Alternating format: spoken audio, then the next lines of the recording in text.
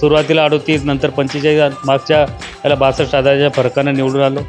जनता काही एवढी दूधखोळी नाही आणि कशा पद्धतीनं जर आपले CM जर जवळचे असले तर कशा पद्धतीनं मतदारसंघामध्ये विकास कामं येऊ शकतात याचं ज्वलंत उदाहरण मी मेहकर विधानसभा या ठिकाणी। विधानसभेचे आचारसंहिता लागलेली आहे आणि प्रत्येक विधानसभेमध्ये हे उमेदवार आहेत ते कामाला लागलेले आहेत। मेहकर विधानसभेचे आमदार संजय रायमुलकर आपल्यासोबत बोलण्यासाठी या ठिकाणी आहेत। आपण त्यांच्याशी बोलूयात। भाऊ, काय सांगाल, आपण गेल्या 15 वर्षापासून या ठिकाणी मतदारसंघात काम करत आहात, कुठली कुठली कामं झालेली आहेत, काय सांगाल? मी मतदारसंघामध्ये गेल्या माननीय राज्याचे या देशाचे आयुष आणि आरोग्य विभागाचे राज्यमंत्री माननीय नामदार प्रतापरावजी जाधव साहेब यांच्या मार्गदर्शनाखाली या मतदारसंघामध्ये काम करत असताना करोडो रुपयाची कामं, विकास कामं कशी होऊ शकतात आणि कशा पद्धतीनं जर आपले CM जर जवळचे असले तर कशा पद्धतीनं मतदारसंघामध्ये विकास कामं येऊ शकतात याचं ज्वलंत उदाहरण मी मेहकर विधानसभा या ठिकाणी समजतो। कारण की शिंदेसाहेब मुख्यमंत्री झाल्यानंतर 15 वर्षात म्हणजे 12.5 वर्षात मला जेवढा निधी मिळाला नाही त्याच्या कितीतरी पटीनं, म्हणजे आता जर तुम्ही मेहकर विधानसभा मतदारसंघाची माहिती घेतली तर 4,500 कोटीची कामं आपण मंजूर करून घेतलेली आहेत आणि कामं टप्प्याटप्प्याने या ठिकाणी सुरू होणार आहेत। म्हणजे कामं मंजूर झाले गेले की दुसऱ्या दिवशी सुरू होत नाहीत, त्याला प्रोसेस असते, टेक्निकल त्या प्रोसेसनं जावं लागतं आणि मग एस्टिमेट आहे ते जी काही टेक्निकल प्रोसेस ते करायला 1-1.5 महिना 2 महिने लागतात, बऱ्याच अडचणी येतात, त्याच्यातून मार्ग काढून आपण त्या कामाला टेंडर प्रोसेस करून भविष्यामध्ये कामं सुरू होत असतात। म्हणजे आमची कामाची व्याख्या विरोधकाची कशी माहीत नाही, परंतु कुठलंही काम करत असताना त्याला टेक्निकल प्रोसेसनंच जावं लागतं आणि त्या पद्धतीने गेल्यामुळं काही कामाला विलंब झाला, काही टेक्निकल अडचणी होत्या, त्याच्यावरती लोकप्रतिनिधी म्हणून त्या अडचणी सोडवल्या पाहिजेत, समन्वय करून त्याच्यातून मार्ग काढला पाहिजेत आणि त्या पद्धतीनं आपण मार्ग काढून आता कुठेतरी कामाला सुरुवात झालेली आहे आणि भविष्यामध्ये या मतदारसंघाचा विकास कामाचा चेहरा-मोहरा या ठिकाणी माध्यमातून बदलणार आहे। त्याचसोबत या मतदारसंघामध्ये मी प्राधान्य देत असताना रस्ते, पिण्याच्या पाण्याच्या योजना, त्याच्यानंतर अंतर्गत गावातले रस्ते, मुख्य रोडणारी रस्ते, आरोग्य आणि सिंचन या 3-4 गोष्टीला मी महत्त्व दिलेलं आहे आणि तशा पद्धतीनं साखळी बंधारे असतील, जलजीवन मिशनच्या माध्यमातून पाणीपुरवठा योजना असतील, त्यानंतर गावातले VR, ODR, MDRचे जे काही रस्ते, मुख्यमंत्री सडक योजना, CM-JSY, PM-JSY, त्यानंतर नाबार्ड, बजेट, HAM, ADB जे काही याचे प्रकारे प्रशासकीय इमारती या अशाही कामं आपण त्याच्यामध्ये घेतलेले आहेत। त्याच्यातही बरेच कामं आपण मंजूर करून घेतले। आरोग्याच्याही चांगल्या सुविधा असायला पाहिजेत, तेही आपण PSCच्या बिल्डिंग, त्यांचे क्वार्टर, राहण्याचे जे काही स्टाफ राहतो, अधिकारी राहतात, त्यांना त्या ठिकाणी सुविधा असल्या पाहिजेत। त्यानंतर पोलीस स्टेशनच्या बिल्डिंग, त्यांचे क्वार्टर, जे जे आपले शासकीय सेवेमध्ये काम करतात यांनाही कुठेतरी चांगलं आपली सुविधा असावी या भावनेनं ज्या ज्या मागण्या केल्या त्या आपण टप्प्याटप्प्याने या ठिकाणी मंजूर केलेल्या आहेत।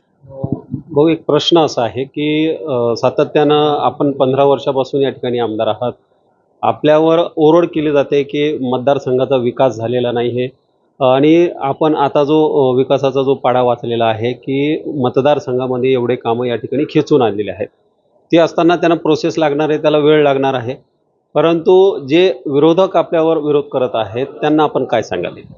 नाही, विरोधकाचे ते तर टीका करणारच आहेत, परंतु या मतदारसंघातली जनता सुज्ञ, त्यांना कळतं आहे कोण जवळचा म्हणजे कोण काम करणारा आहे नाही करणारा। मला वाढत्या मताधिक्याने या मतदारसंघात 3 टर्म आमदार केलं नसतं। पहिल्या वेळेस मी सुरुवातीला 38 नंतर 45 मागच्या याला 62,000च्या फरकानं निवडून आलो। जनता काही एवढी दूधखोळी नाही, जनता कोण विकास करतंय, कोण काम करतंय, कोण आमच्या सुखदुःखात येतं, कोण आमच्या अडीअडचणी सोडवतंय, या आता वेळेवर येणाऱ्या कुत्र्याच्या थेत्र्यासारख्या यांची हे परिस्थिती आहे। वेळेवर यायचं, आरोप करायचे आणि लोकांना आता एवढे मतदारसंघामध्ये माझा या मायबाप जनतेवरती एवढा विश्वास आहे की यावेळेसही मताधिक्य मागच्या 3ही विक्रम मोडून मी विक्रमी मताधिक्याने या ठिकाणी निवडून येणार आहे, एवढा विश्वास या मायबाप जनतेवरती माझा आहे। आणि एकीकडे या मतदारसंघात काही म्हणतात पैशावाले उमेदवार, इथं पैसा अजिबात चालत नाही, कारण की लोकवर्गणी करून मतदान करणारे लोक या महाराष्ट्रात फक्त आणि फक्त या मेहकर विधानसभा मतदारसंघामध्ये आहेत।